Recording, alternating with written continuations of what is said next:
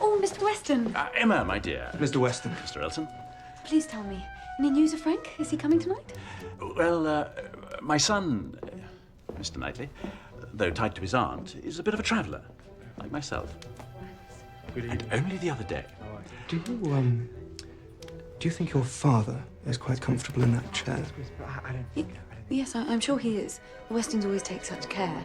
I imagine there has already been considerable discussion as to the exact placement of his chair. Maybe you should ask him. I beg your pardon? Oh, yes, a bit of a traveller.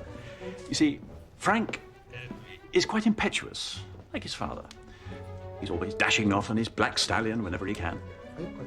Only the other day we heard that he was on his way here, he'd got as far as Burford, and what do you think happened? Oh, how tantalising. What happened? Miss Woodhouse. Miss Woodhouse. Allow me to fetch you a drink. If you'll be so good as to sit over here. Oh, no, thank you, Mr. Elton. I do not need anything at the moment. So that was the end of it. And why we're still waiting. If you'd excuse me, I must see how dinner is progressing.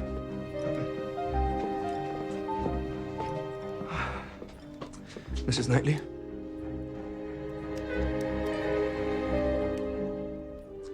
Well, isn't this lovely? What a splendid.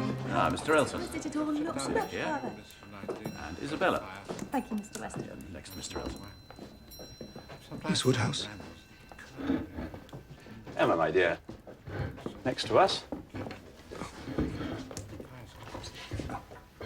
Mrs. Knightley. We only needed 2 more settings to be the perfect number. Your little Miss Smith and my son, Frank. I do hope you do not feel offended, my dear. One day, you two shall meet. Such a pity. Did you hear, Emma? Frank told his father that one day he saddled up his horse, a great black beast, and set off for Highbury, only to be met at the coaching station by a letter saying his aunt had fallen ill once more. So he had to turn back. Do not worry on my account. As I have waited eagerly to meet him for nearly 20 years, a few more weeks will not be too difficult to bear.